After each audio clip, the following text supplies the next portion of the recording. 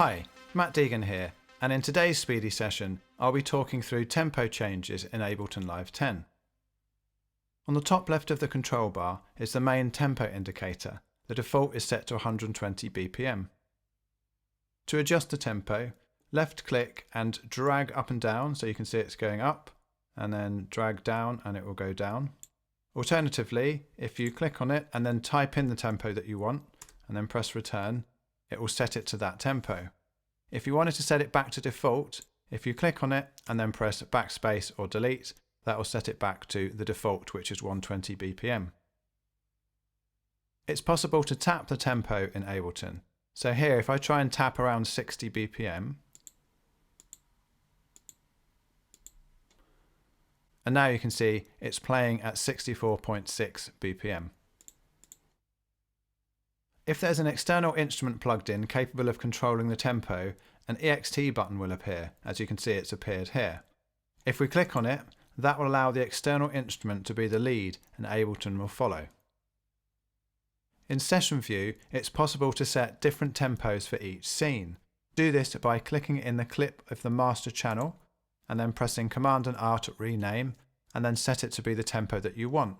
So for instance, if I wanted 130 BPM, then I could set it at 130 BPM.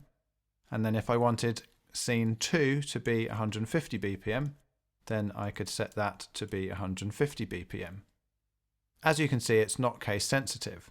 Now if I play the scene, you'll see the tempo over here change to 130, and then if I play the next scene, it will change to 150.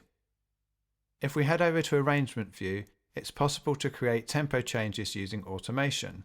If you click on the master channel, so that's at the bottom here, on the drop down, and then press the automation button, and as you can see, it pops up and says song tempo, and there's this red line.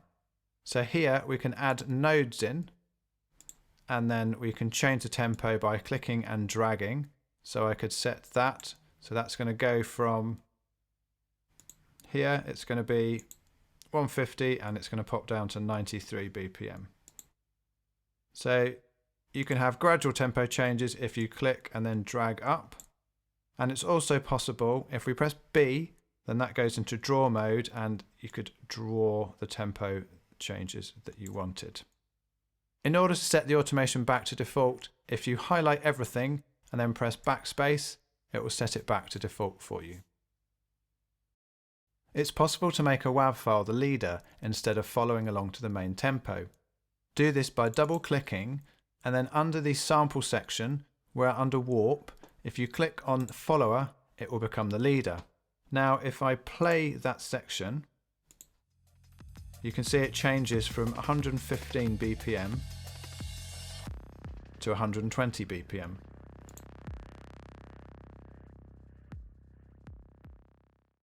It's possible to change the default tempo.